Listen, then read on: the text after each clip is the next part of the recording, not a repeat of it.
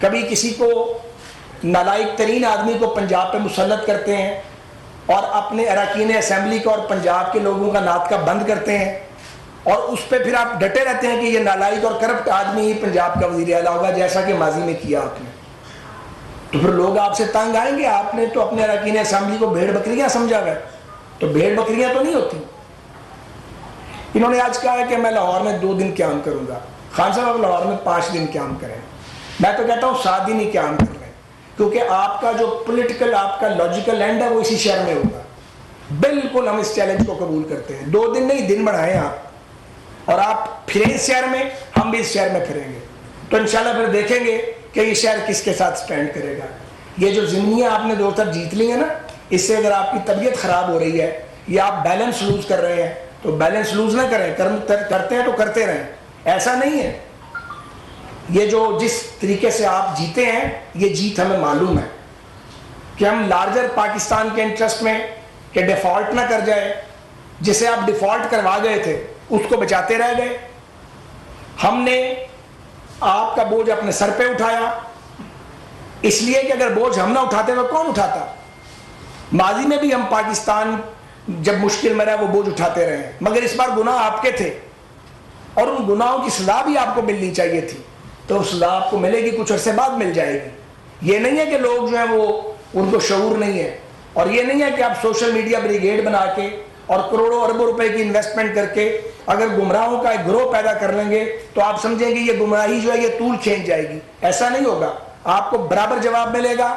آپ جیسی گندی زبان تو ہم استعمال نہیں کر سکتے، لیکن ہم زبان رکھتے ہیں، اور ہماری زبانیں آپ جیلوں میں ڈال کر بھی بند نہیں کر سکے، اور آئندہ بھی انشاءاللہ بند نہیں ہوگی. اور ہم آپ کی ہر بیروت کو، ہر دھوکے کو ہم بے نقاب کریں گے، اور پاکستان کو ایک ایسے آدمی سے بچائیں گے جو اس ملک کو تباہ کرنے پر تلا ہوا ہے، جو چاہتا ہے کہ چیف جسٹس بھی اس کے ہوں، چیف آف آرمی اسٹاف بھی اس کا ہو، صدر اور وزیر اعظم بھی اس کے ہوں، اور سارے ایوان اس کی مرضی سے چلے. عمران خان یہ نہیں ہوگا.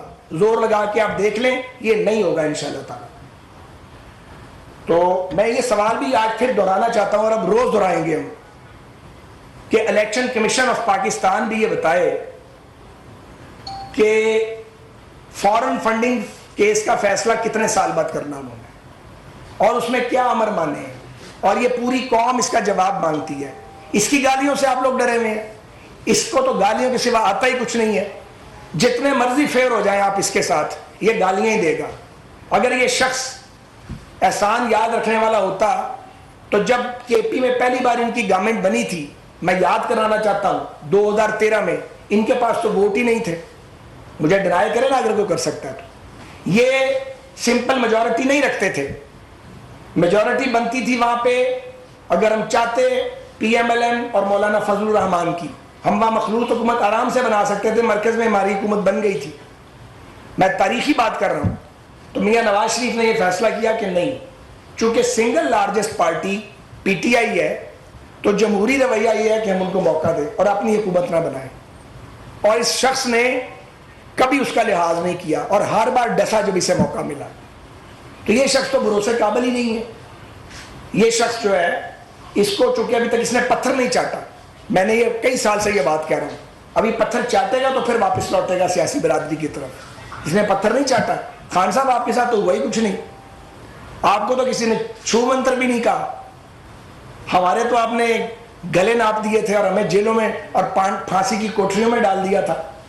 اور جب ہم آئے تو ہم نے تو آپ کی طرف وہ پیش قدمی نہیں کی، کیونکہ وہ ہمارے ایجنڈے کا حصہ نہیں تھا. آپ ایسے ڈرے ہوئے تھے مجھے پکڑ لیں گے، جیل میں ڈال دیں گے، پتہ نہیں کیا کیا ہوگا میرے بارے میں.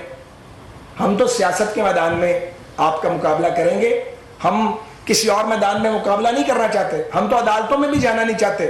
لیکن جب آپ آئین توڑتے ہیں، جب آپ بلیٹنٹ وائلیشن کرتے ہیں، ہمیں مجبوراً جانا پڑتا ہے. اور ایک اور بات جو ہم مسلسل کہتے رہیں گے، اور میرے باقی ساتھی بھی یہ دہراتے رہیں گے، یہ بات مولانا فضل الرحمان صاحب نے بھی کی ہے کہ 63A پر جب صدارتی ریفرنس آنریبل سپریم کورٹ میں بھیجا گیا تو اس کی جو وضاحت کی گئی ہے، ہم سمجھتے ہیں کہ وہ انصاف اور آئین کے تقاضوں سے متصادم ہے. اور وہاں supreme court of Pakistan, supreme court bar ایسوسی ایشن کی پٹیشن پڑی ہے ریویو کی، اسے لگنا چاہیے.